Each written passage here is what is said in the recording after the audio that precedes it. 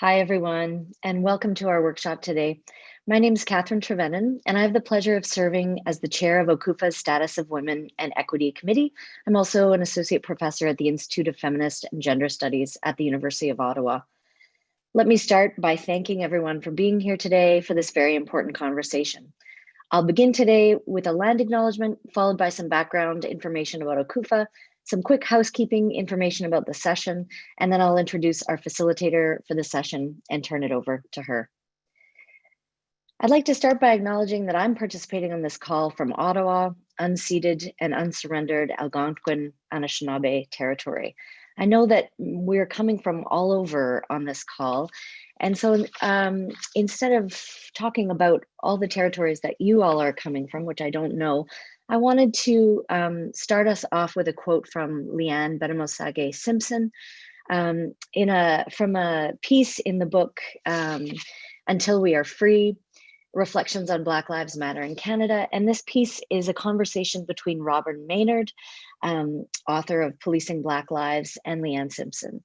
So Leanne Simpson says, "I can't think of a future for Indigenous peoples without listening very deeply to the visions of the future articulated by Black peoples, artists, scholars, activists, and visionaries. The kind of future I'm interested in is the kind of present I'm interested in, one that is based on Black and Indigenous freedom, self-determination, and one that continually generates Black and Indigenous life."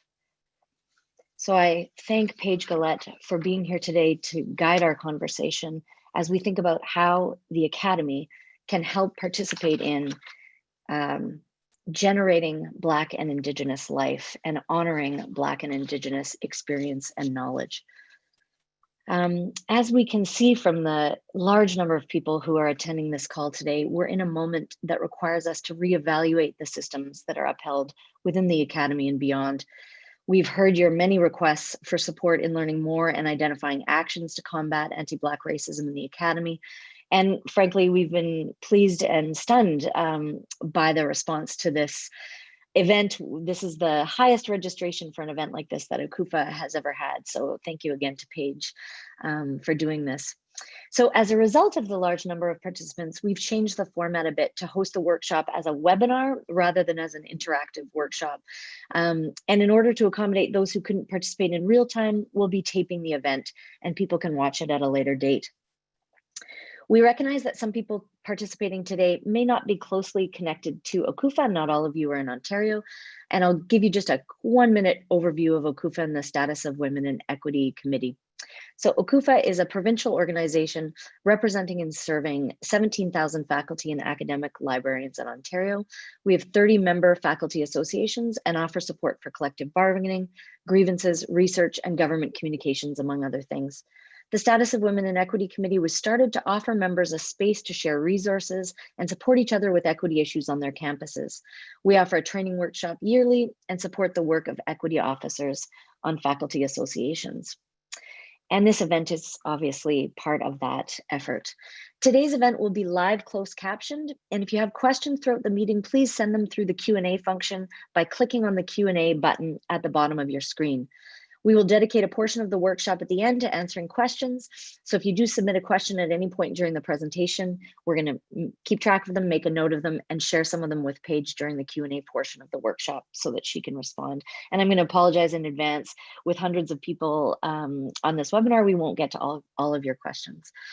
Nous sommes contents que notre animateur soit bilingue et que nous souhaite bienvenue aux nos participants francophones. La plupart de la session aura en anglais, mais si vous avez les questions en français, n'hésitez pas à l'envoyer à Cheryl et Mina. I'd now like to introduce our facilitator for the day. It's my great pleasure to introduce you to Paige Gillette. Paige is a proud Haitian, activist, and feminist. She is dedicated and passionately involved in political movements fighting for social justice, the labor movement, the women's movement, the queer movement, and Black liberation. Paige holds a bachelor's degree in social sciences from the University of Ottawa, where I was lucky enough to get to know her. Her latest essay, From Chichaco to Sourdough, Reflections on Northern Living and Surviving While Being Black, is featured also, like the quote I read from earlier, in the book Until We Are Free, Reflections on Black Lives Matter in Canada. A warm welcome to Paige, and I pass it over to you now. Thank you so much, Catherine. Good morning, everybody. I'm just gonna share my screen. There we go. So then we can start. Thank you so much for all of you for waking up. Either you're on the same time zone as I am, so waking up quite early to join me this morning, or joining me right before your lunch or on your vacations too.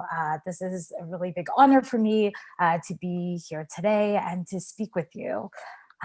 So let's get started. I'm a big Prince fan, and so I try to sneak in Prince wherever I can. And I just wanted to start with this quote, and the quote that I heard from the recent Prince podcast. Look at me just showing off all my Prince fandom to you. But I really love this quote by Prince. It's not what you already know, but what you are willing to learn. And I love that because it's really inviting you to open your minds, your ears, your hearts, your spirit. There's going to be maybe tough conversations whenever we talk about anti-Blackness, whether you are Black, whether you are racialized, whether you are white. It's not the easiest. And so I'm really excited to not only be able to educate, but also I too will be willing to learn by your questions. Et pour les francophones dans la salle, comme Catherine a dit, si vous avez des questions, des remarques, n'importe quoi en français, ça fait toujours du bien d'entendre des francophones. Donc, n'hésitez pas à poser les questions. Vous n'avez pas besoin de changer la question en anglais. Moi, je vais pouvoir non seulement l'entendre en français, mais pouvoir vous répondre en français aussi. All right. So this is me, this big picture. This is me in person. Catherine already went through my bio, but I just wanted to let you know where I'm from, who I am. So yes, my name is Paige Galette. My pronouns are she, her. And I'm actually calling in from the traditional territories of the Kwanlin Dun and Ton Kachan Council, known as Whitehorse, Yukon. You'll probably see it in the back. It's pretty dark.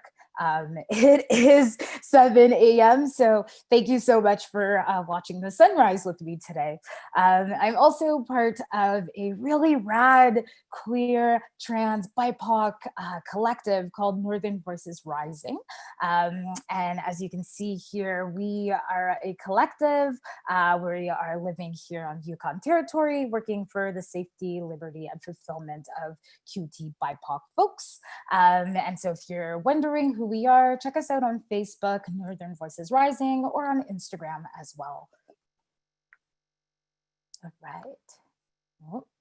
So today for the agenda, I thought I would talk about addressing anti-Black racism, but in various ways. So addressing it as you as a faculty member within the faculty association, in academia, and on campus. And then we will go to a question period, and then we'll have our closing remarks.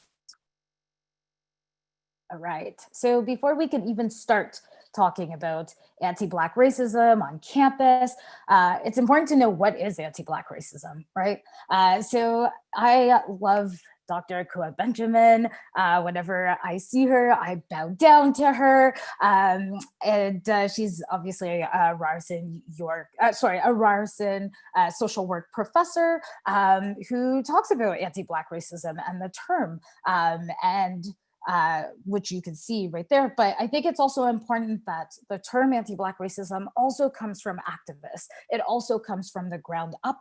And we talk a lot about racism. I remember in 2016 being in Toronto, and we would talk about racism, and racism is that word that everybody floats around, but we don't really talk about anti-Black racism. And I think with anything, I like to see it kind of like an onion. You have this big theme, but it's good to peel and to have a deep dive into what does it actually mean. And so the term anti-Black racism was first expressed by Dr. Akua Benjamin. It seeks to highlight the unique nature of systemic racism on Black Canadians and the history as well as experiences of slavery and colonization of people of Black and African descent in Canada. And so really, what does it mean is yes, there is racism, but we have to recognize that racism is a tool of white supremacy, and we have to name it. And we have to recognize that racism doesn't affect Black people the same way it will affect racialized people. I'm sure you've heard it many times. Black people say we're not a monolith. Even within Black people, we have different identities, right?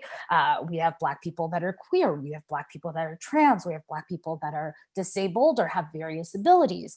We have Black people that are parents, some are single parents, some have status, some are refugees. And so with all these complexities comes, of course, the environment in which Black people are. So we're talking about education mostly today, but we also have to recognize anti-Black racism does manifest in the workplace, it manifests at home, it manifests in the resources. And when I talk resources, I'm not just talking about academia, I'm also talking about pop culture, I'm talking about movie and film, in books. I think some of you will go, oh my gosh, anti-Black racism is everywhere. Yes, welcome. And so today we're mostly going to focus in academia. So key components to addressing anti-Black racism. I think that's really important. Again, before I do a deep dive, so that we talk about what does it mean once you've had that aha moment? It's everywhere. What do I do? Well, the first part is recognition and acknowledging, and that's a huge one. You'll notice that a lot of people will not want to recognize that anti-Black racism is a thing. We see it with people that will say all lives matter. We see with people that will say, well, it's not as bad in Canada, so I don't know why you're complaining. You need to recognize and you need to acknowledge that anti-Black racism is as prevalent in the States that it is in Canada. And it manifests itself in ways that are quite visible, but sometimes very invisible, through policies, through something as simple as symbolism, or even I'm thinking of when I go to Shoppers Drug Mart and I try to find shampoo and I can't find shampoo. Those are little sly ways that anti-Black racism manifests itself. And again, you might have this aha moment, but for Black people, it's everyday life. It's constant. And so once you recognize it and once you're able to acknowledge it, it's important that you do the education.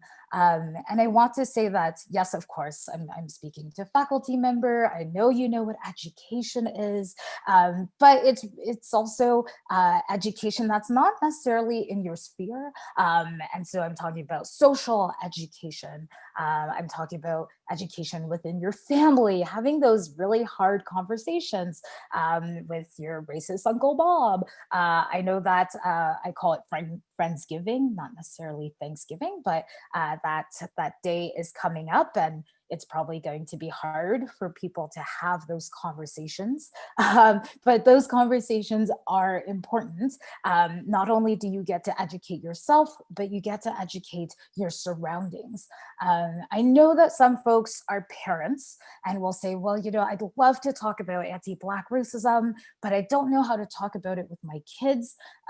I'm here to tell you that those conversations are already happening. They're happening in the schoolyard, whether kids have language to talk about it or not, it's already happening. And so I like to say, if you are able to Google how many people have COVID in your province or your territory, you are able to Google anti-Black racism and how does it manifest?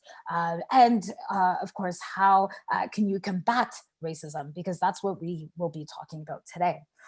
So great, you're able to recognize it, you acknowledge it, you say, hey, I know it's happening. You educate yourself. You can never educate yourself too much on the topic, but you educate yourself to a certain point.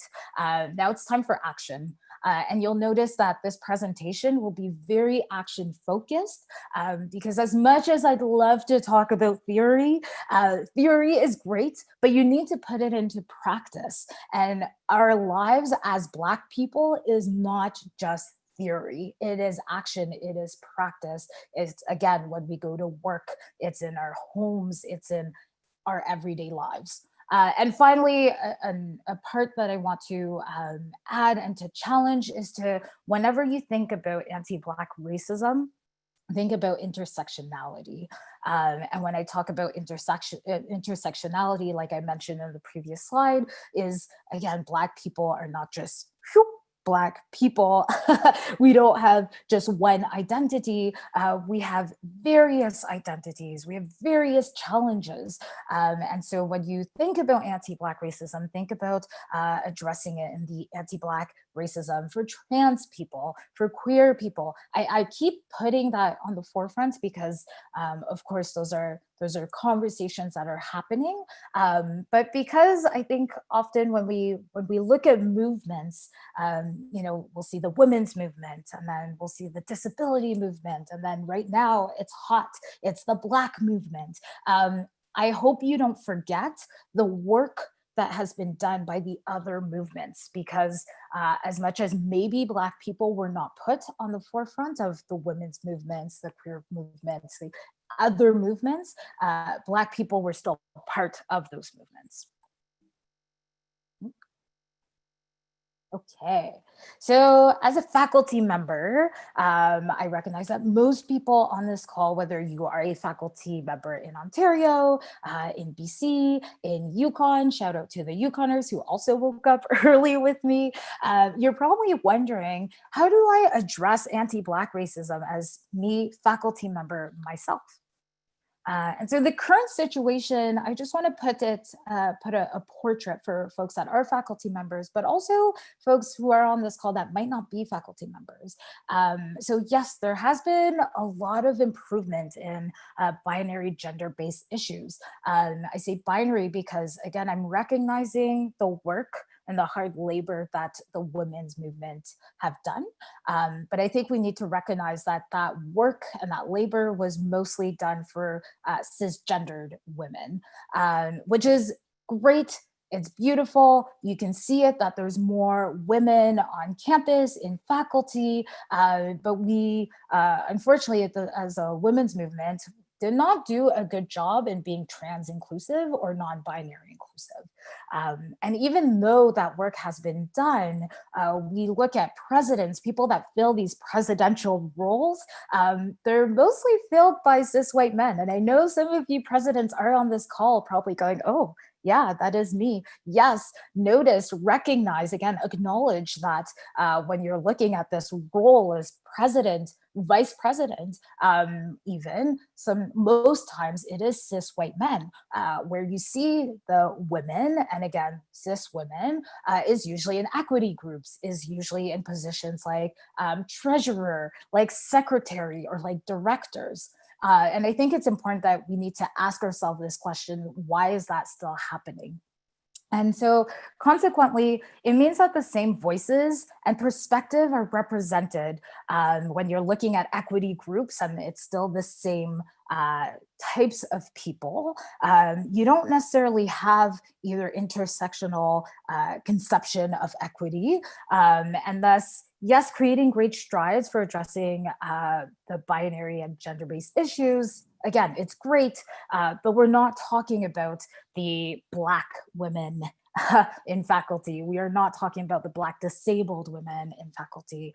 And so I also want to challenge you and look at who, when we're looking at diversity on campus, when we're looking at diversity in faculty, who are those people that hold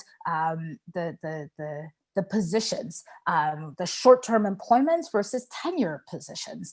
And you will notice, please do not say you do not see color. I know you see color. I know you see Black people. You will notice that the Black, the racialized, the people of color are usually the short-term employment. They're usually the contract staff, the part-time staff. And so, yes, your university or your campus might say, look at us, we are so diverse. But that diversity is only short term, right? That diversity is not tenure. That diversity is not actually moving along with the times. It has a time limit. And so if you have short-term employment, well, then you have short-term solution. And it really means that your diversity is only short-term. All right, so actions. So what can you do as a faculty member? You have this aha moment. I challenge you to demand more from your leadership.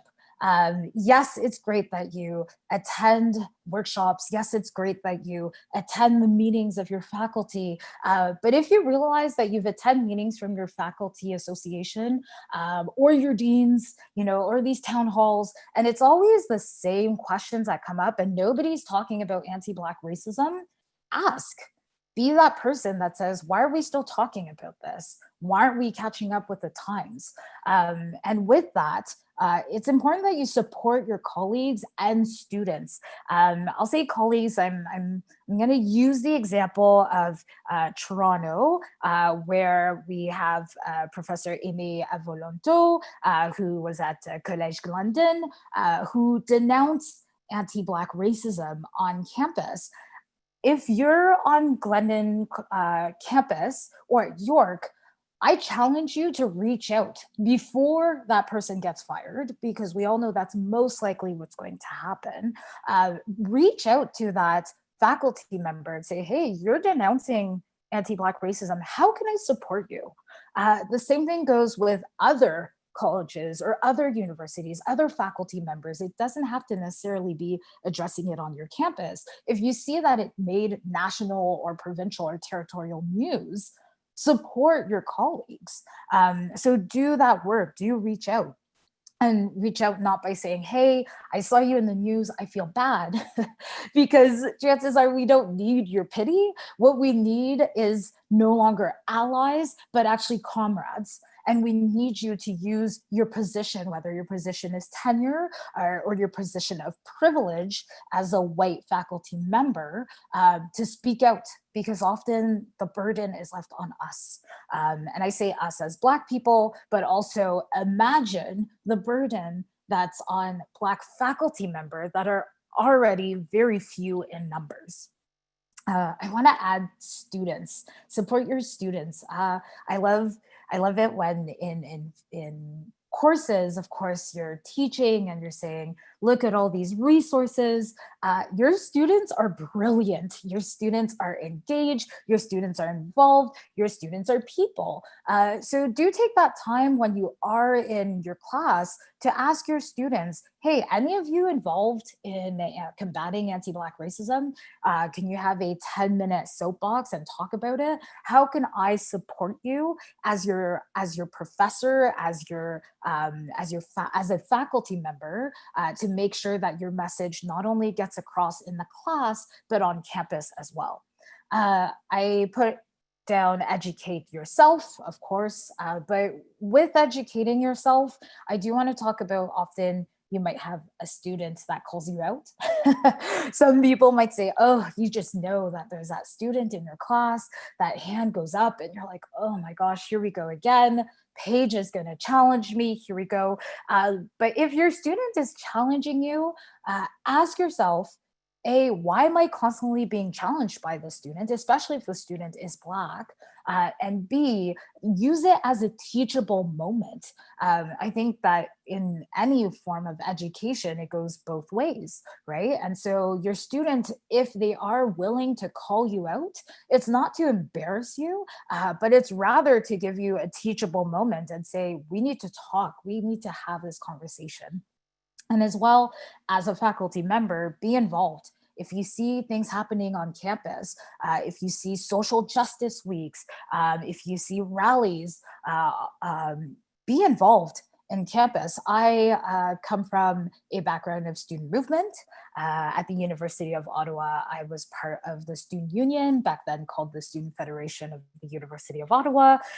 And when I was part of the student union, we would often build what we call the Solidarity Coalition. So we would have the Solidarity Coalition would include the undergrad students, the graduate students, the faculty association, so APTPUO, shout out to APTPUO and APUO if you're on this call, and the labor unions, and we would have these table conversation where we would say, where do we need support?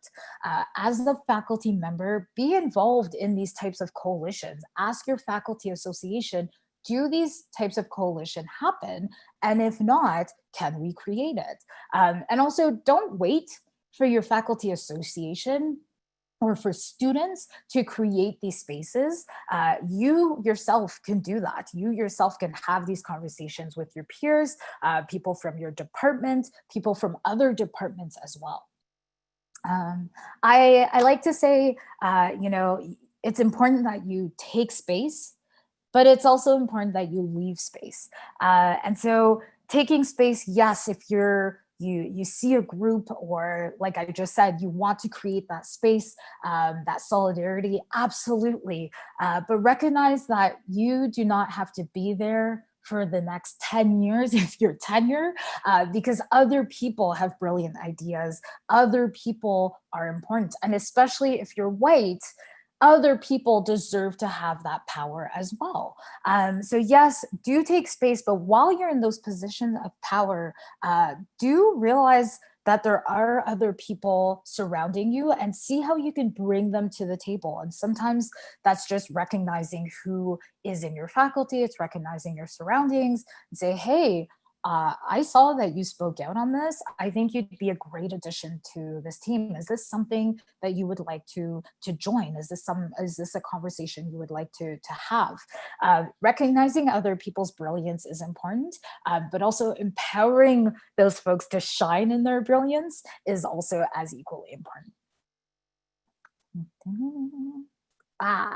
So let's go with the faculty associations, because I was told that there are people that are part of their faculty association, whether you're holding a role, or even if you're staff at faculty associations. I try to involve all of you in there. If you notice your logo's not there, it's not because I don't like you. It's just because I was trying to Google your logo. But it's really nice to have you all on this call. Okay, so faculty association, let's talk about it. Now, usually, I do want to talk about what's this idea of merit-based. And so sometimes I will see faculty members that will talk about, I am faculty because I deserve to be here because I've done the research, which is nice. It's important, and I congratulate you on that work. But I think it's important that we deep dive into what this merit means. And the first deep dive I want to do is whose standard, who created those merits? We're talking about anti-Black racism. I don't think it's a surprise to you if I say that the people who created that merit system were not Black. I don't need to do a research on it. I know because we always celebrate Black people, Black faculty, Black deans, Black presidents. Those are milestones. And so it obviously means that we were not involved in the first place. And so you need to think about, yes, it is merit-based, but to whose standards? And if the people who are constantly talking about merit and reinforcing that merit without realizing that Black people did not have a space in the creation, well, then you're just upholding the same type of merit ideas. And usually they are based out of white supremacy. You are upholding white supremacy. And so how do we combat that? How do we recognize that the system that was built based on white supremacy to uphold white supremacy? Well, you start with leadership. I mentioned it before, why is it the same people always running? I think that's a question as a faculty association that you need to ask yourself. How come we always have the same James, Paul, and Don running? How come it's the same ones that are running for re-election? Is there a way that we can create diversity, but in a sustainable way? That means if you have one faculty member that takes on that leadership role, will it continue in the future years? And so you can see positions, for example, not only have those positions of elections, but you can also say we are looking for a president who's ready to tackle anti-Black racism. I have yet to see that. Someone who's a faculty association or anybody, whenever there are elections that have a specific goal of addressing anti-Black racism out in the open. And if there are, it's not because I haven't noticed, but it's because it's very few. And so I'd like to challenge you that anytime you think about elections, or for folks that are in these positions right now, and you're thinking about re-election, think, are you going to be tackling anti-Black racism? And are you the best person to tackle anti-Black racism? Or are there Black people that can be in those positions of power to tackle on these issues on campus and within your faculty? I want to talk about diversity, inclusion, equity. I know that it's awesome. Everyone loves to talk it, especially universities. How many statements have I seen that are like, we are creating a center of equity, diversity, and inclusion? I've been on Ottawa campus. I've worked with people on Carleton campus, Carleton University. I used to work at Ryerson University. I remember when EDI was created, and it was this big show of, look at us, we are finally addressing these themes, and we are going to be doing the work of equity, diversity, and inclusion. The statements were beautifully written. Whoever worked in that communication department did an excellent job. But when you're looking at the work that needed to be done, or that needs to be done, it doesn't actually come through. I'm going to use Ryerson University as an example. Just recently in the Toronto Star, we saw a staff that was put on a pedestal of, look at this beautiful Black staff who's now working at EDI. Only months later, she denounces all the racism that is happening and the anti-Black racism that is happening on campus, and she gets fired. And so it's really fascinating to me that, as much as universities or campuses will go and seek out the people that are doing the work, once they're put in these positions and they're actually ready to do that work, they're being fired. And so I think we need to separate, what does equity, diversity, and inclusion really mean? And I'm putting diversity first because I think that's pretty much the easiest. I think everybody can understand. Diversity is when you look around, you see diversity, you see people of color. And it's really easy for a university to say, look at this person, you see that they're Black, and so we have diversity in staff. Yes, it's important. Don't get me wrong, it's absolutely important. But you need to go into the next step, which is inclusion. So the diverse staff that have been hired, the diverse faculty that have been hired, are they really included? Are they included in the decision making? Are they included in the actions? Are they included in policy work? Are they included in every single level? I'm thinking also of Board of Governors, the place that upholds the most power in a university scale. But then you look around at the Board of Governors and they're all white. And they are paid and compensated.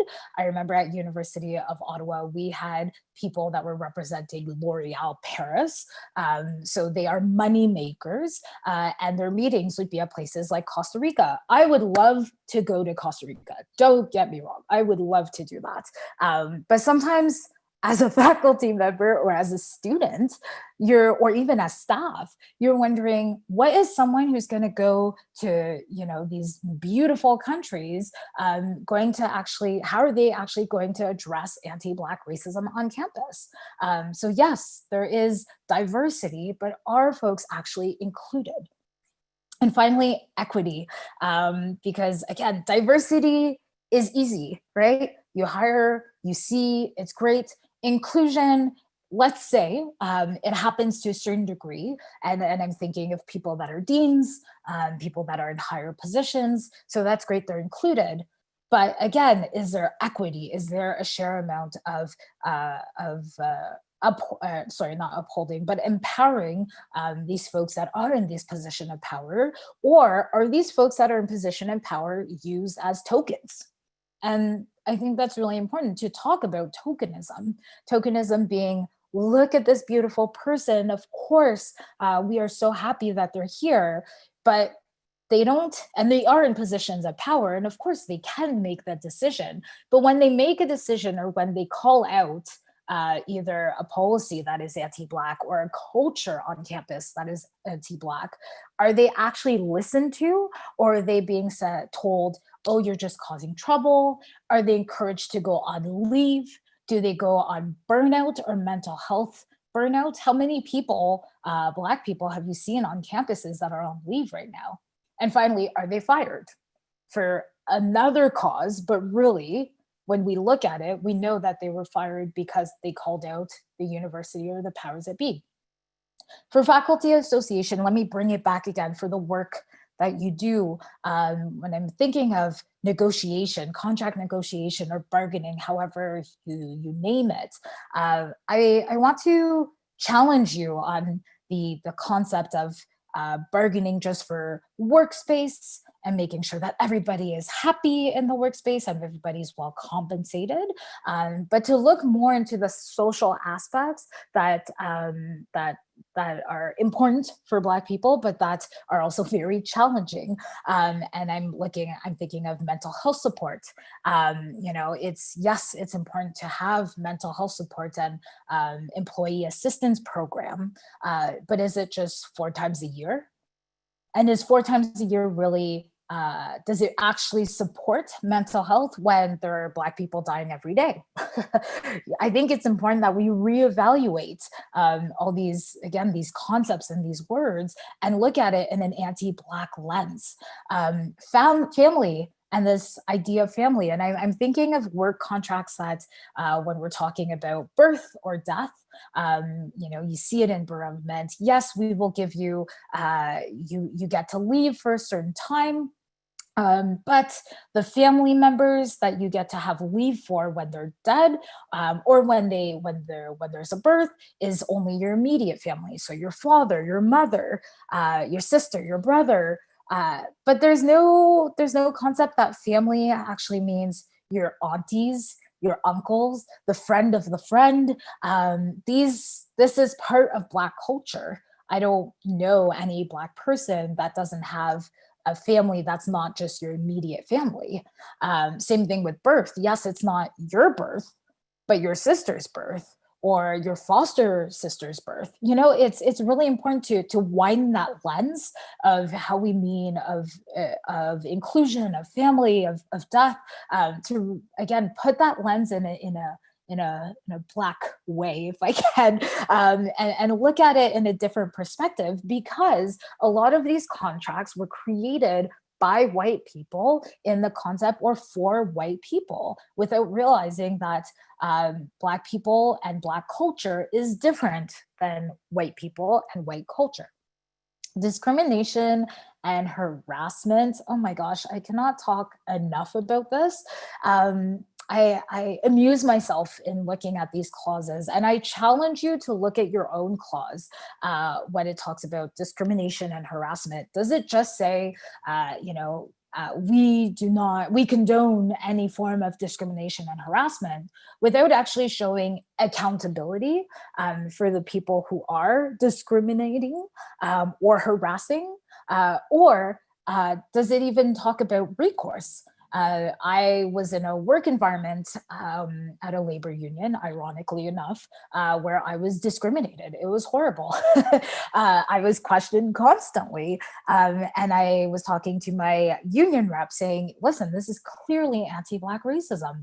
They're constantly asking me questions. They're constantly wondering what my goal is by bringing up the fact that I'm calling out anti-Black racism in the workplace. And my union rep told me, as much as I'd love to support you, I can't. Which means to me, and let's be honest, let's have this frank conversation, these clauses are just there for show. If they're not actually going to talk about accountability and recourse and action, concrete action, then what is it there for?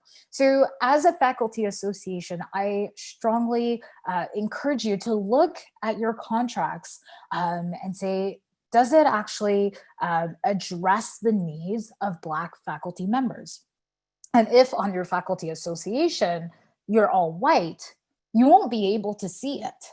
And so the important and next step is, how do you include Black people on your bargaining team or on your negotiation team to have these perspectives? So another, I've been talking about actions.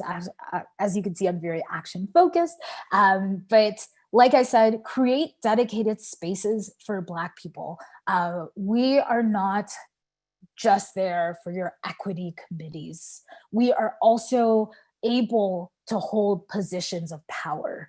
As a faculty association, I also encourage you to audit your own faculty association. If you are going to challenge anti-Black racism on campus, you need to challenge yourself first, because there's nothing more frustrating than an advocate who doesn't actually follow their own advocacy. So within your faculty association, I need you to look at your staff. I need you to look at your leadership, whether it's the last 5 years or the last 10 years, and ask yourself, what, if we're looking at staff, what are our hiring practices? Do you tend to hire only white people? Do you tend to have certain qualifications that are very much so supporting the white candidates? So qualifications, I talk about education, right? You're in a campus. I'm sure you've seen student unions advocate for free tuition fees, advocate for the realization of the racialized impact of tuition fees, how tuition fees are a huge barrier for either Black or racialized students because of financial situations, whether it's their family, whether it's, white people having the financial gains to support their family, their youth, their whoever, to go to university, to academia. Or also, let's talk, and we're going to talk about it later, but the fact that academia is a really white space. I'm being very frank, and I'm sure maybe some people are like, oh my gosh, how could you say this?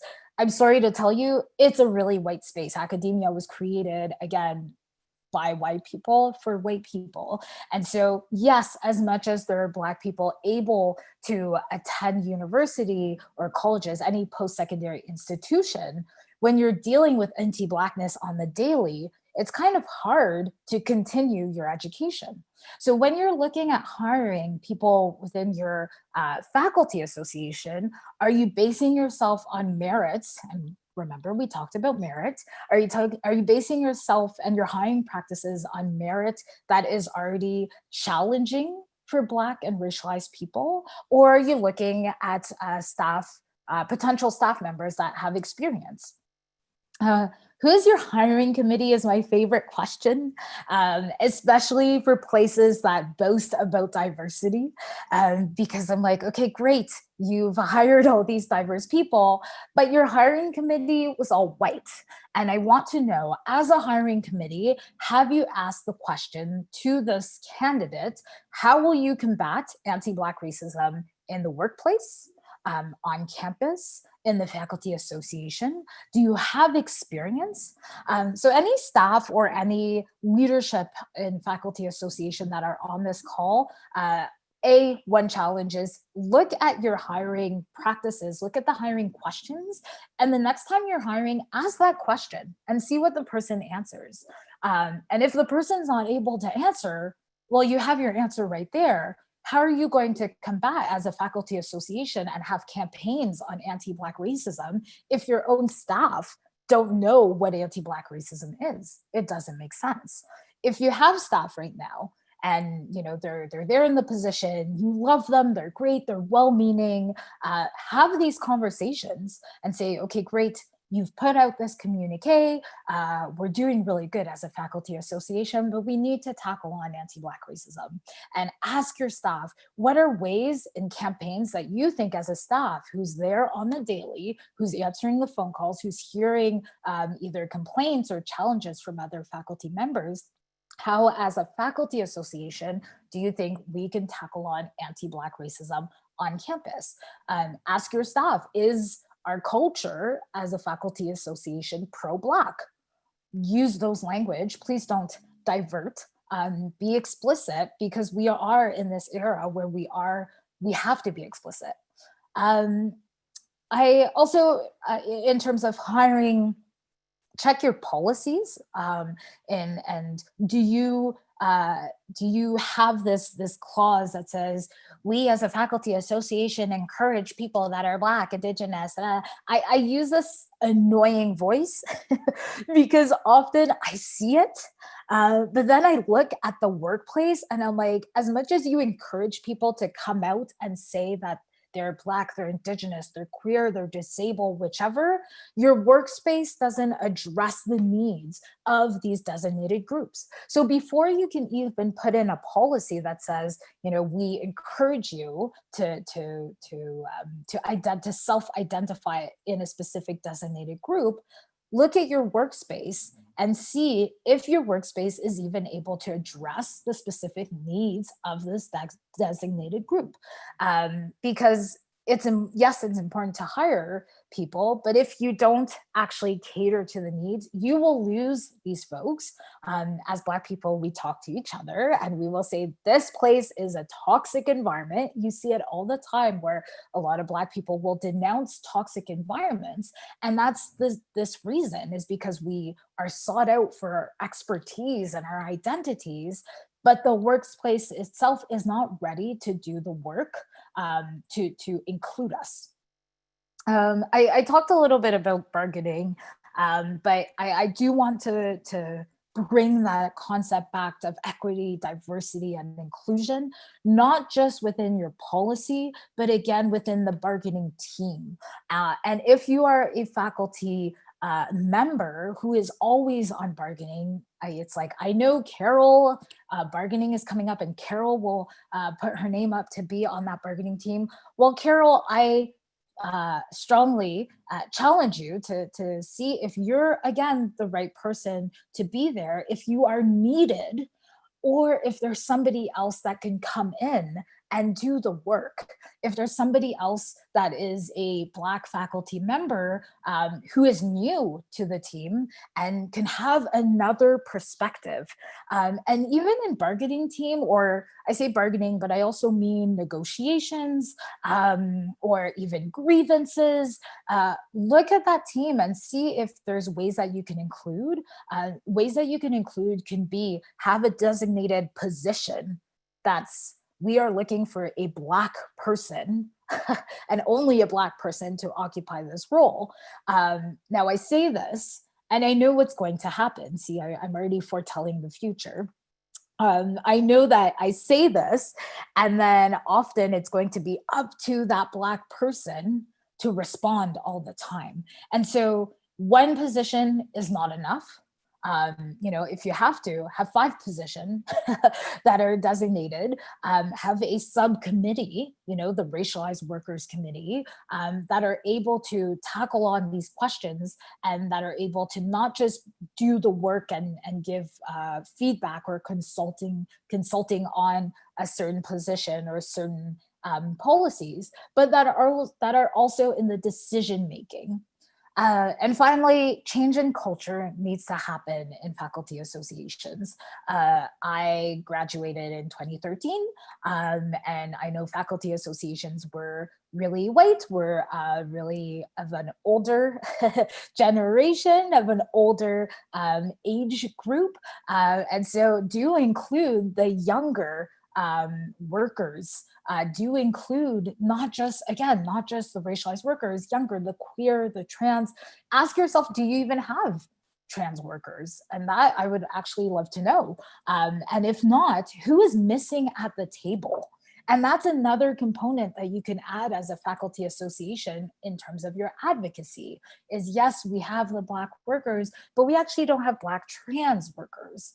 And so your advocacy is going to shift. faculty associations, like I said, you can work with so many people. So work in terms of your working partners, do you work with coalition groups that are not necessarily campus driven, but that are policy driven? Is there in your city, in your environment, any activist groups that are doing the work? And you as a faculty association, where you have access to money, where you have access to research, where you have access to critical thinking, how can you support these groups that don't have the same access or that have certain barriers? Ooh, a last one I wanted to mention in terms of faculty associations. Yeah, how excited I am. For faculty associations, one more thing is your budgets. I like to talk money. I like to say if ever you are going to be anti-racist, it also means financial. And so in your budgets, do you have a solidarity fund?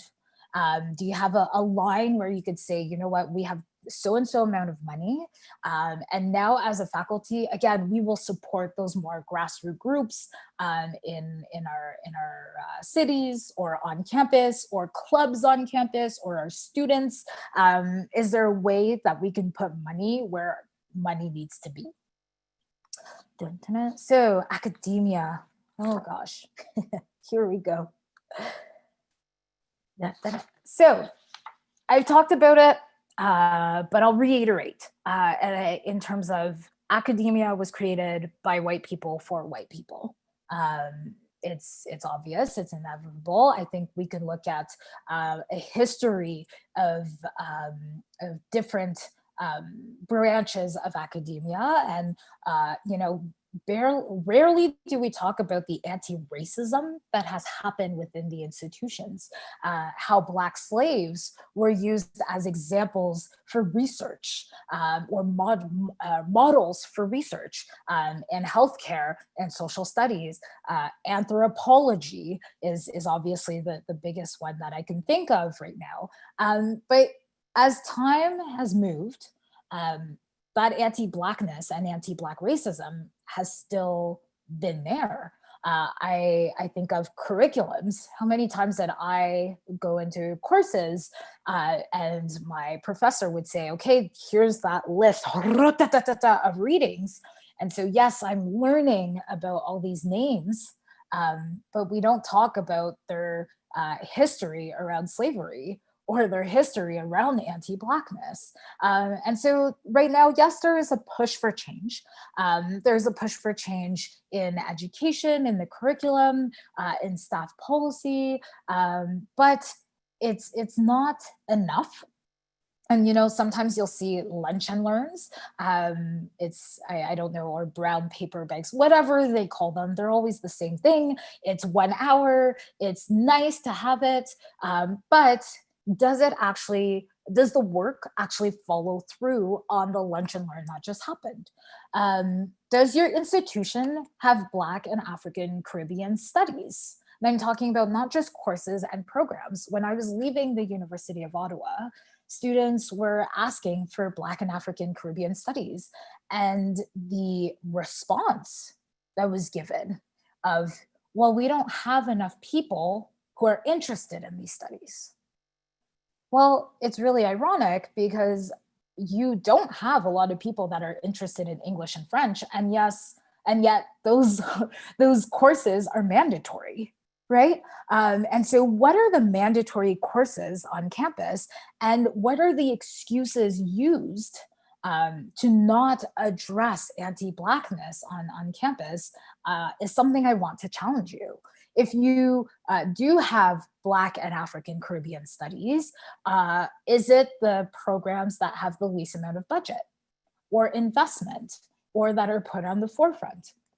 Those are things that I need you to challenge yourself, but challenge also your universities. Diversity in staffing, I've talked about it, but I want to specifically talk about the courses or departments, and realize that a lot of racialized faculty will be in social sciences. Yes, we are Black. It is a social science aspect of our lives, but we are also scientists. We are also researchers. We are also doctors. We are also, lawyers. And so recognize where the diversity in staffing happens. And again, as a faculty member or as a faculty association, this is another way or another topic that you can advocate for on your campus. Race-based data always comes back. We need the data, we need the data, we need the data before we can talk about it. Chances are that race-based data does not happen on your campus.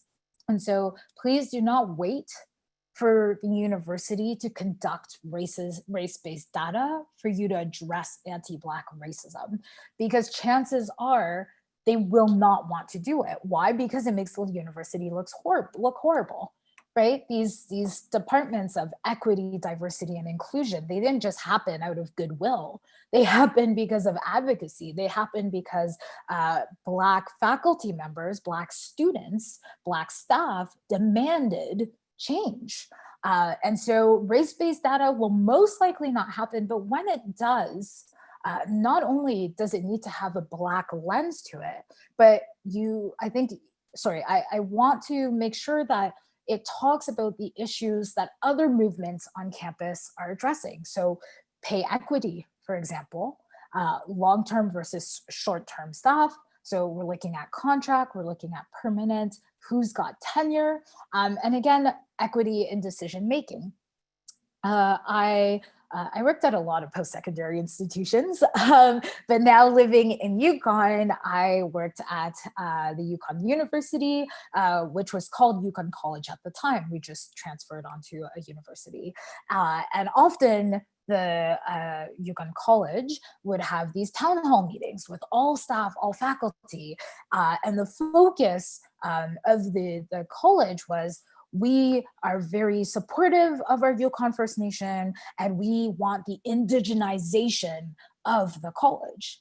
And they would talk about the indigenization of the college being, we now have posters around campus, and we now have a table that is in the president's boardroom that is made by a Yukon First Nation artist.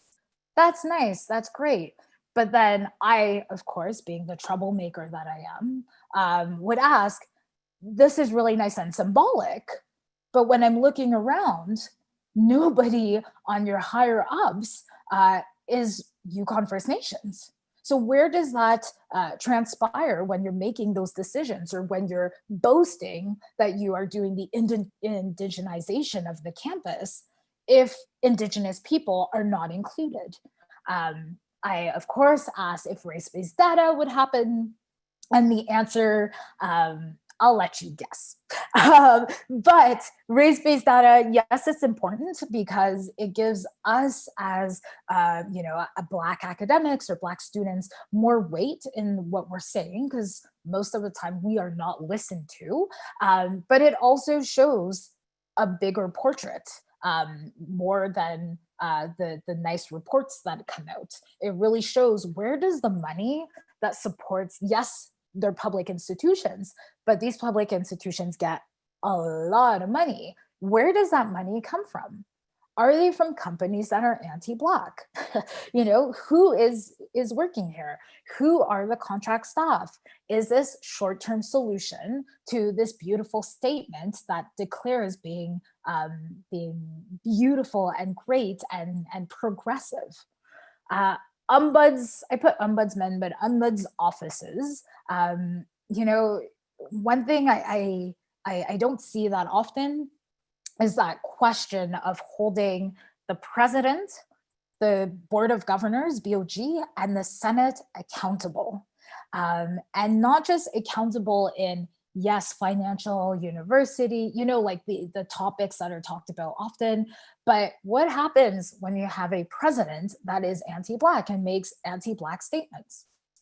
Is there any repercussion?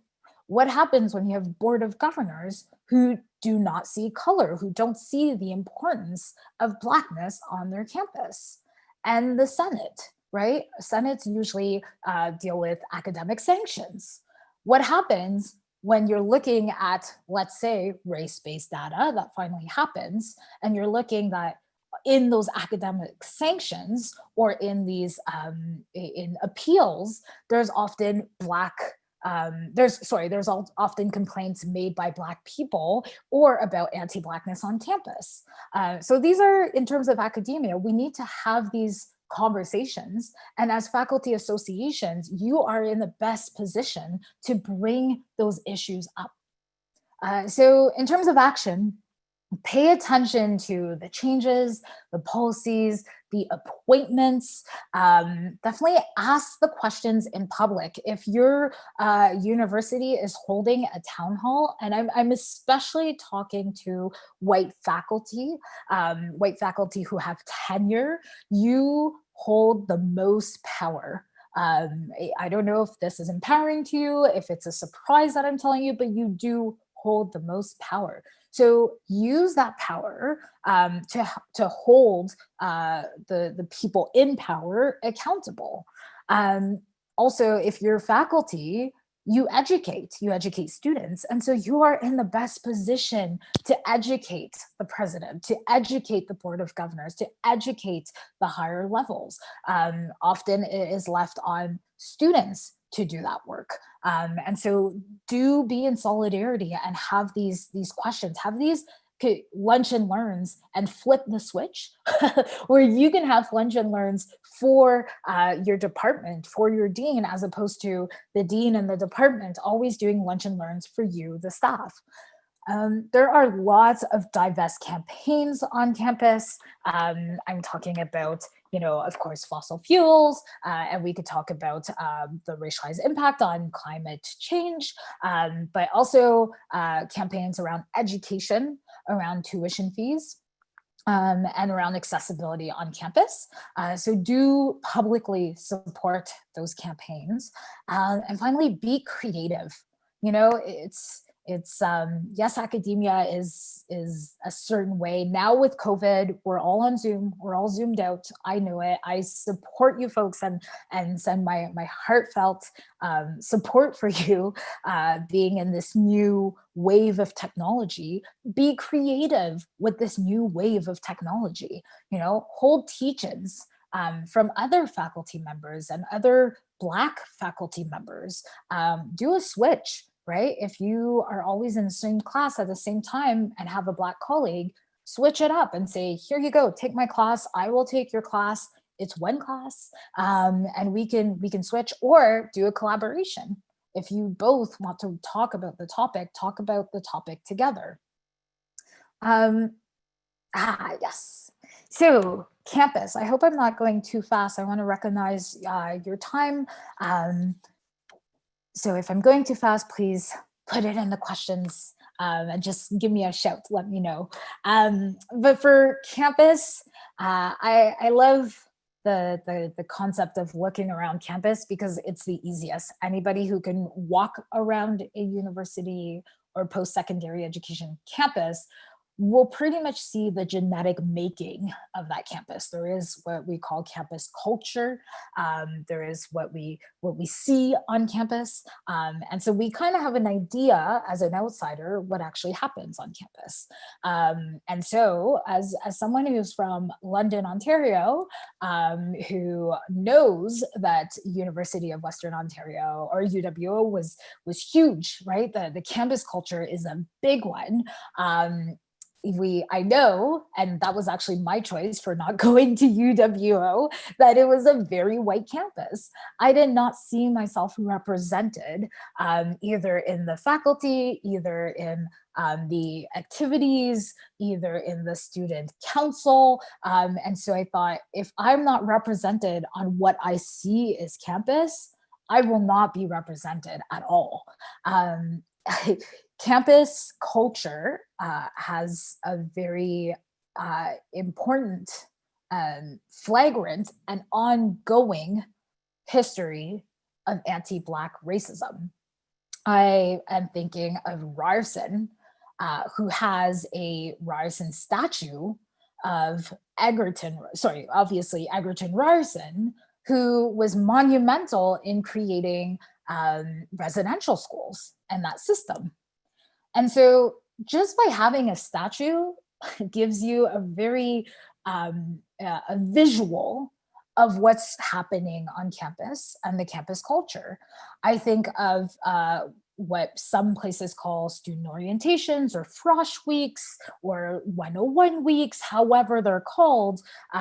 It's that first week where all the students come, obviously not right now because it's COVID, but at the time, all the students would come and it was buzzing and you see the activities. Yes, there's a lot of drinking. We can talk about consent culture and the lack thereof in some of these activities. And I think there has been work that has been done by student unions. But we also need to talk about the anti-Blackness, especially for campuses that have sports. How many sports activities, and we see it, it's always in September, it always comes out in some news that one campus student group showed up in blackface at a football game. And so those, again, they're either very visible, right? You can't deny blackface, or they're invisible in the way of through academia, through faculty, through staff. Policing and campus security has been a pretty heated topic nowadays. And I do want to spend some time on that because, again, as you're walking around campus, if you see militarized police, you have an idea of what's happening. And I can guarantee you that if you are Black, if you are racialized, if you are a drug user, we're not talking about drug use as students or in campus. If you are a drug user, if you are transient or homeless, police and campus security does not give you security. If anything, it heightens your senses and heightens your being and your well-being. We've seen it. The conversation around defunding the police. I don't know if it still happens at UWO. I know that Western at some point had a police station on campus, and so any complaints would be coming through that police station. I'm sorry if I didn't do the research enough for that. But where I want to go with this is, now that this conversation around defunding the police is happening, you will see a lot of universities say, well, we won't put police on campus, but we're going to have security and we're going to have special constables.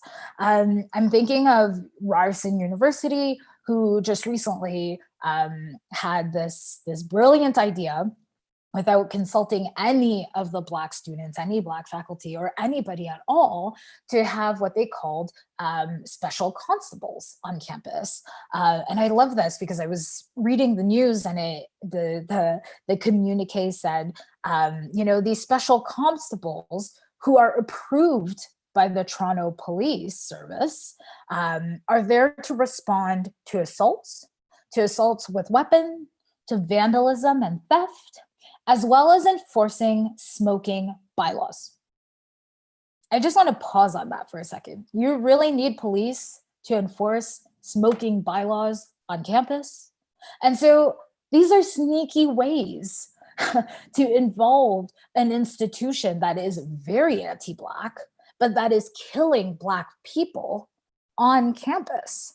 And it's ironic to me that an institution would go out of its way to cater to people, to an institution, again, that are killing the Black students that are already not represented on campus, the very few minority. And so when you're looking at this concept of police and campus security, I want you to ask yourself, whose security are we addressing? Whose security needs to be addressed? And in what ways are they being addressed?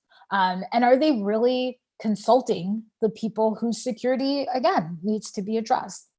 And so, if I'm looking at, a police officer who, and yes, I know Ryerson removed their decision, and makes me wonder, if you were able to remove your decision, why was this decision made in the first place? But that's another story. If you really, do you really need a constable for a smoking bylaw, or can you have staff who are not armed, who are not militarized, who don't have guns, who won't arrest you, incarcerate you, and put you in a system where there's already an overpopulation of Black and Indigenous people? Mental health and mental health support. How is it that we're talking about policing and campus security and we're not talking about mental health, when we know that a lot of mental health, I don't want to say issues, but mental health support is needed on campus? Crises happens all the time. How many suicides did the University of Ottawa have until they came out and the president said, I don't know what to do anymore? 6 in a year. 1 is enough. 6 in a year. But then you want to boost campus security and policing that are already not helping mental health on campus or on a person. So again, whose security are we talking about? Whose support are we talking about? And what are the other ways that we can creatively think of addressing crises? And I'm sorry, but reinforcing a smoking bylaw is not a crisis. So actions. So do support the groups who are doing the work on campus. I'm talking about student unions, of course, because I am from a student union background.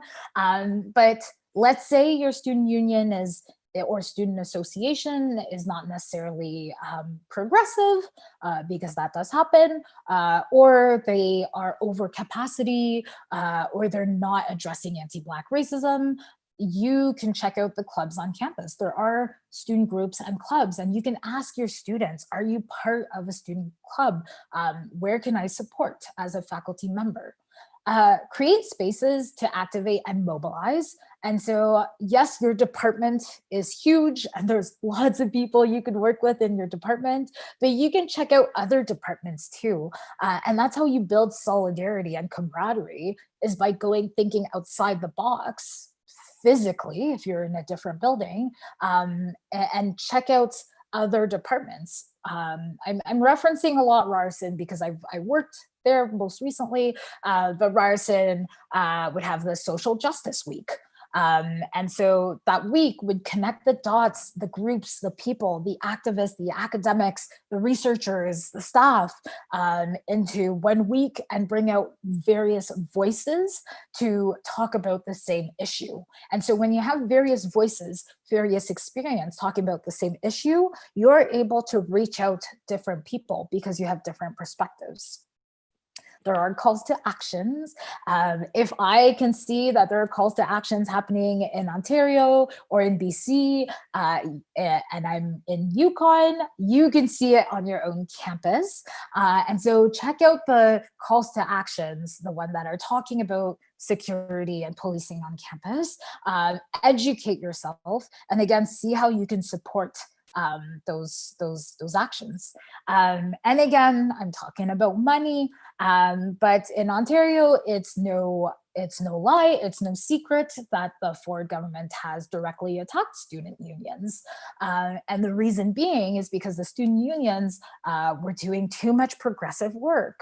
And so they're physically attacked in terms of who their membership is, but they're also monetarily attacked in terms of when you pull their funding, they're not able to do the same work that they were able to do. So if your student union, if a student union on your campus was incredibly attacked, reach out to that student union and say, as a faculty member, as a faculty association, I may not have the same funding that you had before, but I have the human resources or the other means to support your work. And how can we do this? Another one I want to talk about on campus is recognize who the staff are. Again, same thing with faculty who are contract staff, but also, and more specifically, the racialized workers and the Black workers on campus. And you'll notice that a lot of them are in food services or cleaning services. And most often, how many times does it happen where you see food services workers asking for fair wages, asking for fair contracts because they're employed by big companies like Chartwells or Aramark, the same food service companies that are tied to the prison institutions that are very anti-Black. You see what I'm doing here? I'm peeling that onion for you. But do you recognize those workers, the migrant workers, refugee workers, international workers, who not only have to work in these positions, in these positions that are not the best paying on campus, not the best work spaces and culture, but that have to work in those places because it's related to their status in Canada. And so when they're calling for fair wages now, see how you as a faculty member and a faculty association can support them, because often they are forgotten, and especially around COVID, those are your essential workers and they're very important. I'm going to switch into the next slide, and it's actually a call to action. And it's a call to action. I know a lot of folks have seen that there's been scholar strikes happening. And of course, I mentioned all the campaigns ongoing on campus. This one's a little bit more Ontario specific, but it's surrounding September 30th and Orange Shirt Day. And I invited some of the students to partake in a video and do a call to action for you folks that are on this call. Hey folks, my name is Dave Nime. I use he, him pronouns, and I'm one of the lead organizers of All Out Freedom. First and foremost, what is All Out Freedom? All Out September 30th is an online student-led strike and Orange Shirt Day action against racism in the post-secondary and secondary education sector. We have a varying list of demands that includes moving the Egerton Ryerson statue, free education for all, cops off campus, subsidized learning courses for Black and Indigenous students to learn about their own culture from their own community, and the list goes on. You can find all of our demands at All Out S30 on Instagram. We also have a Facebook page called All Out September 30th. But I bet you're wondering how you can help. So the ways we're asking instructors and staff and faculty to assist in this day is first and foremost to attend.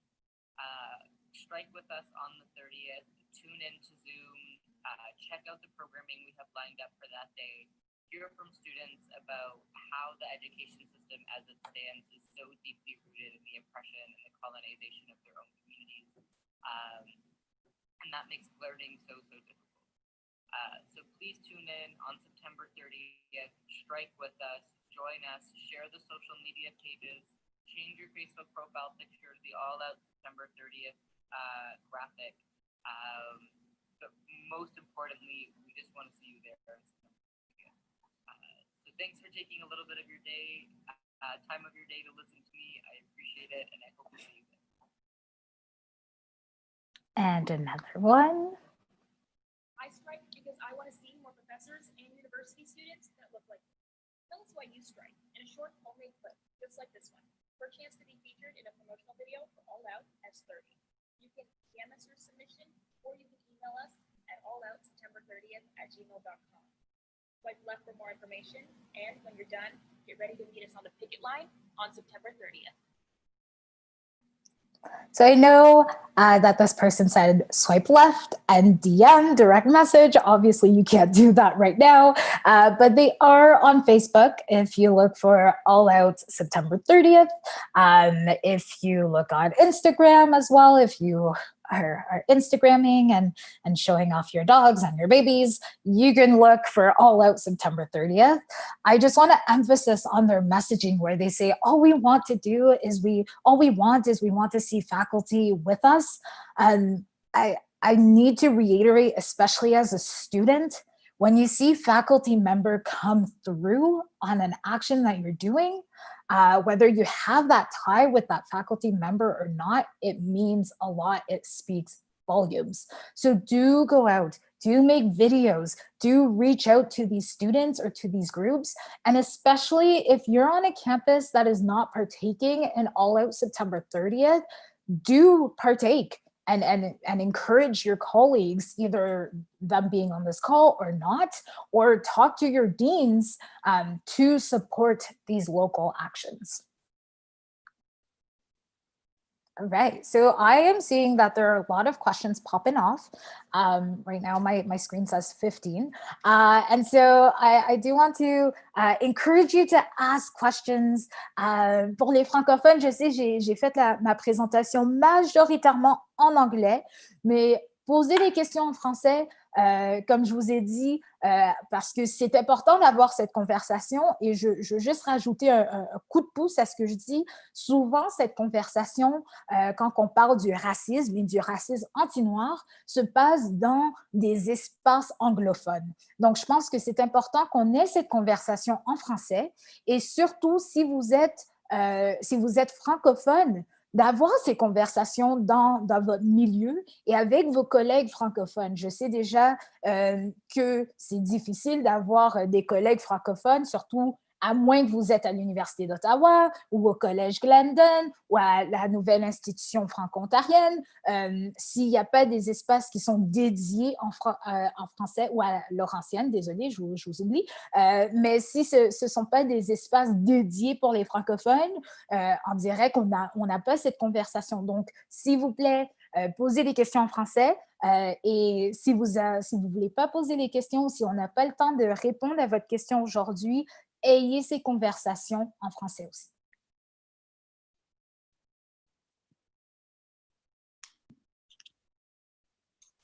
Paige, thank you so much for your presentation. I appreciated so much the many different calls to action you gave us. As you noted, this is a time when many of us are feeling overwhelmed by the technology. Many of us are feeling overwhelmed in our university and teaching lives. Certainly in Ontario, we are also demoralized by many cuts to education and a general sense that education is not being supported. So I appreciate so much your many direct suggestions. I also just want to say that your presentation reminded me, in a time when my connection to my students feels harder and farther away than other semesters, how much we can learn from our students, how much expertise and knowledge they have, and how much connecting to them in this struggle will enrich both sides of that we can help our students and our students can help us, and do all the time. So I really appreciate.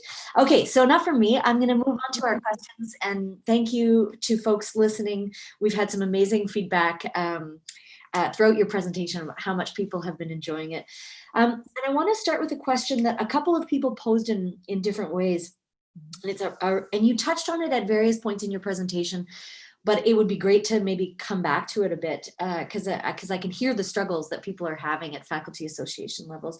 So the question is about how we create dedicated spaces or roles for people of color, for Black people in particular, without reproducing the dynamics of tokenism that universities so commonly do. And you referenced the example of, the Black woman who is hired to do a certain thing and then fired when she, when she rightly names anti-Black racism. So without participating in the tokenism that institutionally universities have reproduced, and without increasing the burden on Black and racialized faculty members when they already, we know, do more service work, more support work for students. So, and yet also we don't want that sort of burden discourse to derail putting people of color into positions of power, as you note. So maybe if you could speak to that sort of collection of challenges again. Also, if I look down, I'm just taking notes. Yeah, but I think before, often people ask me, like, what can I do? What can I do in terms of actions? And I like to say, before you do actions, ask yourself if it is done with intention. and be specific about your intention. So yes, I have intention of combating anti-Black racism. That's great. That's a nice intention. But are you really ready for all the work that it means? And some of that work means excluding you. Some of that work means that, yes, as much as you're passionate about this project and you want to see it move forward, or you want to see your legacy, it also means realizing that your work is actually not about you, right? And so it does mean leaving that space and saying, great, we are ready to do the work, but I myself, sorry, I say I, but I'm putting myself in terms of white faculty. Ask yourself, you yourself, again, what am I willing and ready to sacrifice? And that's a really important question, because you will see that's probably going to be your biggest challenge, right? You're willing to do the work, but you're not willing to sacrifice the fact that you're in a position of leadership. It doesn't work. There creates an imbalance. And so before even going into those actions, do a self-reflection, however you do your self-reflection, and see what you're willing to sacrifice. Another thing I want to mention is, yes, creating those spaces. So yes, you're willing, you're able, creating those spaces, but also when you create those spaces, are they created based on what you see as a committee? So where I'm going with this is, let's say you create a committee, and you, again, talking to white faculty, you create a committee and it's based on, your own policy and your own ways of doing things. It doesn't actually include the Black people who will be doing the work, right? And so sometimes it just means throwing it out there and saying, hey, we have the space for meetings, we have the funding that you need, we have the work, here you go. And finally, trust us. Trust that we can do the work. If we are asked to do the work, is because you recognize that we have a certain expertise. So trust us. And by trust, I mean, often I see a lot of groups dedicate these spaces, but when policy or when suggestions are being brought out, they're being questioned. Well, where does the data come from this? How did you get to this information? Who did you include? And sometimes I'm thinking, we don't need to include ourselves when we're talking about our own challenges. We don't need to do what you folks do, which is the consultations with the sandwiches and the fancy food, because we already go through this every single day. And so we can bypass this step of consulting and do it ourselves and get the ball rolling. And yes, we will make mistakes. And that's important, right? We will make mistakes, but trust that those mistakes are done, again, with intentions. And if we don't make our mistakes, we're not going to learn. Yeah, those are all, I think this point you've just made about thinking ahead of time and being intentional about the sacrifice that is required in a white supremacist institution that tells white people that they deserve space all the time. And that without that layer of reflection, often these attempts will get derailed.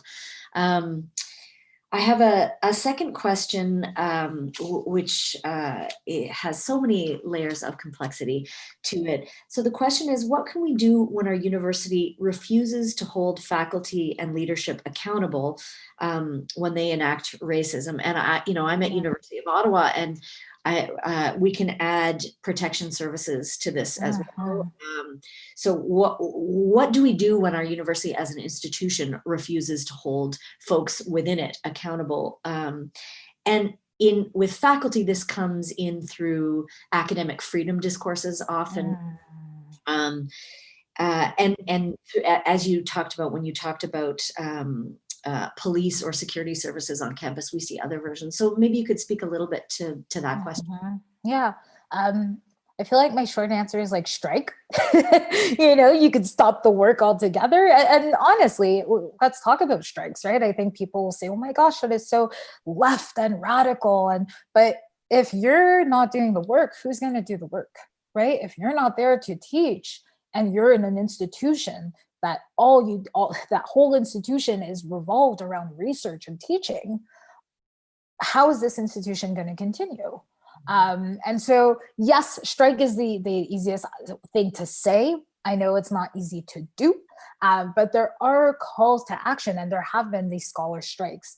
And again, think outside the box. If you have to go to media, go through media. If you have to go through media, but through a group, so let's say you are not able to go through media, and you're not in a position to be outspoken, there are groups that are not necessarily on campus that can also be outspoken, and you can collaborate with them. I'm thinking of local grassroots groups. I'm thinking of any group that's doing research or task force. I know in Ontario, there are many groups that do policy alternatives, that are doing advocacy work. And if you have to, put a link, if you have to link up with the women's advocacy group or the childcare advocacy group, well, put a childcare spin to it. However way you need to put that message out there and to bring them to task, is how you're going to get there.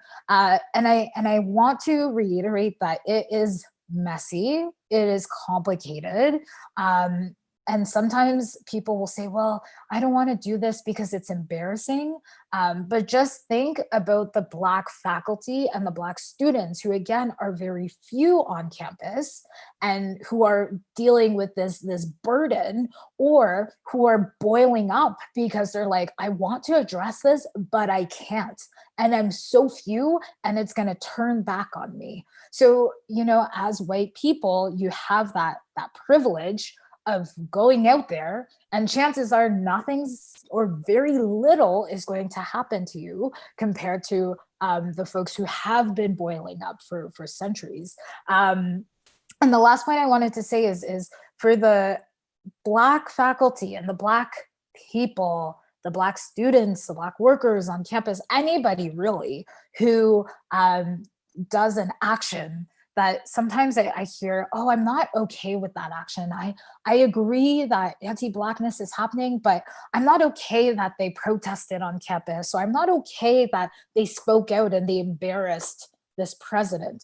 Well, first off, the president is making so much money that don't worry about it. The president is fine, right? They're probably gonna leave in their whatever convertible, Jaguar, whatever, and they're gonna be fine.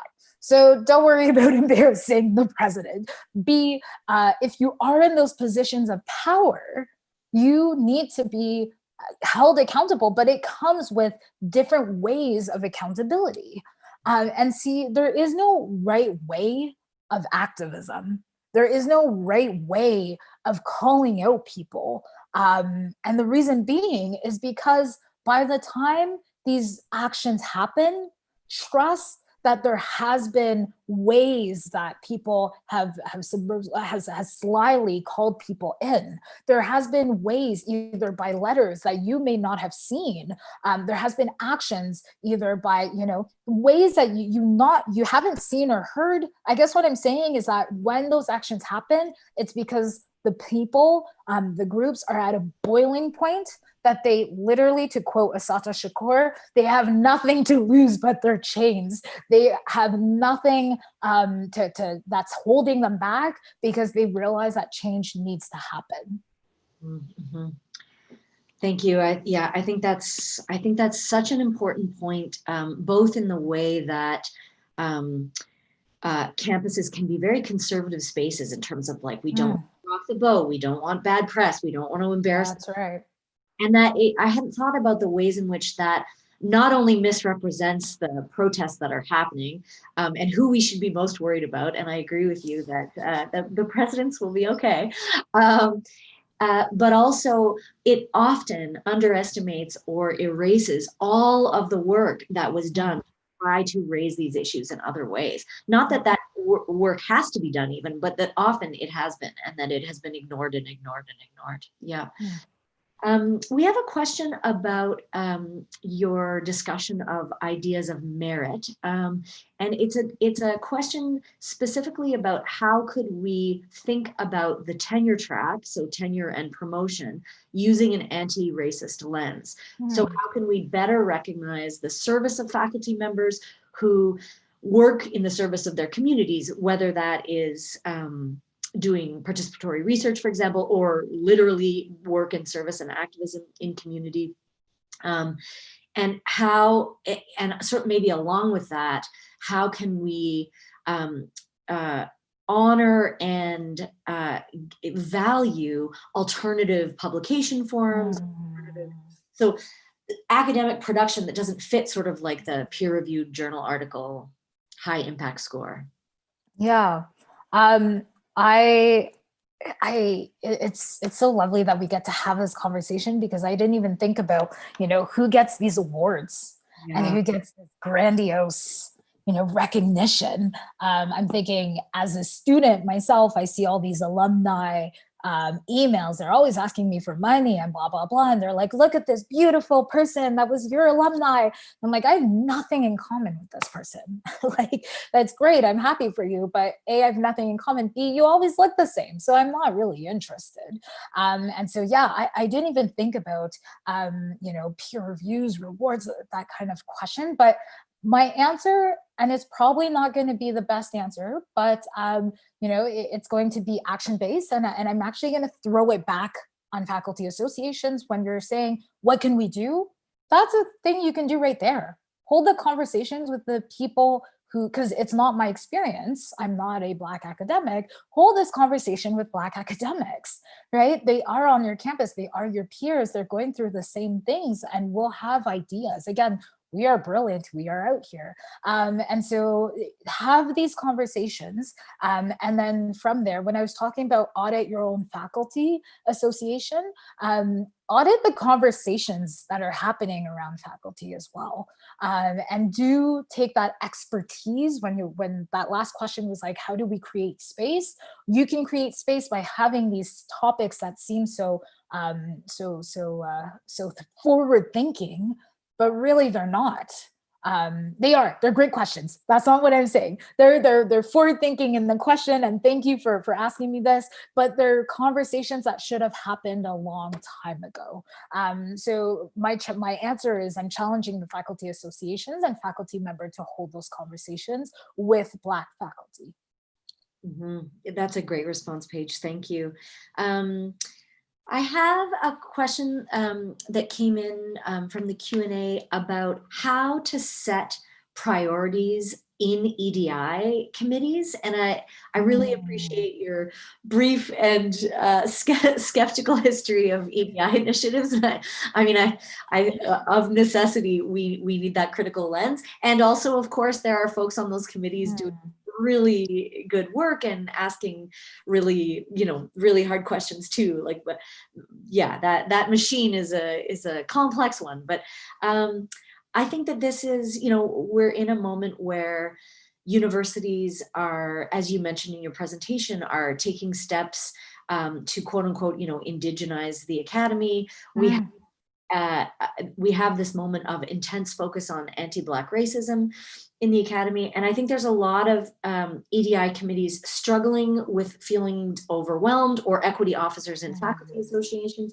sort of thinking like, where do I start? And you started with giving us an intersectional framework, which I appreciate so much as a way of understanding the connections between all of these struggles. And I wonder if you have any wisdom to share with us about how to go about setting priorities, and maybe also how to respond to members sometimes who might say like, why are you doing this and not this? Yeah, I was actually going to start with that. And yes, I'm very skeptic because often I find this work, again, that needed to be done a long time ago, suddenly are being done. And often you'll hear it from Black activists, Black organizers, Black folks will say, oh, well, the times that we're hot and we're in demand is usually around February for Black History Month, or when something like, the killing of Regis Korchinski-Paquette, or where we're in the streets happen. People, a lot of my friends are like, you're so in demand right now. I'm like, yes, but I know there's an expiry date. There's something else that's going to happen. And so the question, I'm going to bring back intention intention. And I'm going to deep dive into intention is yes, you're doing this work, but who are you doing this work for? Are you doing this work because that's what everyone's talking about right now, and it's hot, and it's like what's going to put you as an equity group on the forefront? And is your work really supporting the university in looking good? Because that's what a lot of them are doing. And I'm mostly talking about the university equity, diversity, and inclusion departments or spaces. They're actually there to make the university look good. They're not actually there to put in the work that needs to be done. And that work is going to take a long time. I'm also thinking, again, think forward. Right now we are talking about, the term, cutie BIPOC is coming out. It's the nice, again, it's flashy, it's what's in. But I challenge you to think about the POC. Right? Like, what does POC even mean? There are so many people of color. There are so many racialized people that you don't have to wait until, for example, anti-Asian sentiments happen on your campus for you to talk about anti-Asian sentiments and realities on campus. And again, that intersectionality, that intersectional lens, I think once you include the people in your groups, once you hear those perspectives, once you do that work, once you step back from that work and say, how can I support you, rather than I am here to support you, I think as an equity group, you will notice a huge change. And if it's done with intention, it'll be easy for you to leave space. If it's done with intention, it'll be easy for you to do that work. It'll be hard work, but it'll be easier to do because you're committed to it, as opposed to committed to it for a certain grant or for a certain merit or for a certain show. Thanks for that, Paige. And I think that absolutely on my side of being in the university and the faculty association side, I really see that reflected what you've just said of like the sort of hot topic quality to some of these efforts. And I think that has exactly the effect that you've just named, which is all of the attention and time will go towards sort of making the university look good on this front suddenly under pressure, and then ignoring these sort of slower but necessary and ongoing efforts to address those things. And it also, I think, burns people out and makes people rightly quite skeptical about the work that they've done. If it feels like, oh, we're paying attention for this media cycle and then we're letting it go again. Absolutely. And you talked about this early in the presentation about the idea of like building sustainable diversity as the goal instead of sort of just reactionary responses in the moment. I'd love to ask a question that's sort of blending a couple of questions out of the Q&A, and then we'll wrap up because you've been going for a long time now. I have a question. You talked at the beginning about different ways that faculty members can combat anti-Black racism that is directed at their Black students. And I wanted to come back to that again, thinking about the curriculum, thinking about, as you said, like what it means to have faculty members show up at things, whether it's protests or whether it's in support of efforts. And I wonder if there's anything else you would add to that. We know that our students experience anti-Black racism in so many ways on our campuses, whether it's being over-surveilled and policed by security services, whether it's in the curriculum that does not reflect their histories, knowledge, experiences, whether it's racist microaggressions from faculty and students in classroom settings. And we've seen this on Zoom, like the virtual classroom, at times worse in terms of things that are happening on comment boards. So I wonder if there's any other recommendations you would give to faculty members listening about things that you would highlight. Yeah, thanks for bringing that back, because I was thinking about it this morning in terms of, I wish when I went to university, I had more faculty that would ask me the questions of, am I being anti-Black? But also I was putting myself back into those first classrooms, and being with, again, Black students, we talk to each other, and we would always recognize our grades and be like, hey, that's really interesting. We're the ones who are participating the most in the class. And I'm looking at Joe, who was in the back, like, I don't know, on MySpace, because MySpace was back in the day, and Joe gets a higher grade than me. Like, what is happening? And so I think, as much as I'm encouraging faculty associations to audit themselves, faculty members, you can audit yourselves too. In the past 5-10 years, how many Black students have you had in your class? And what were the grades that you were giving them?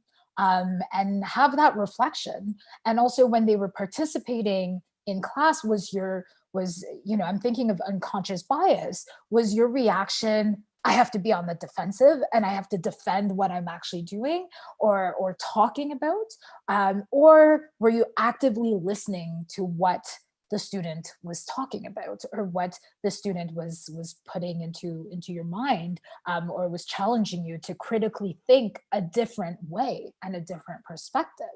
I had a politics class, and oh my gosh, there was a Black student that was always at the front, and she would always ask questions, and she was actually genuinely asking questions. She wanted to understand. Now, this was the first year of politics, so she genuinely wanted to understand politics.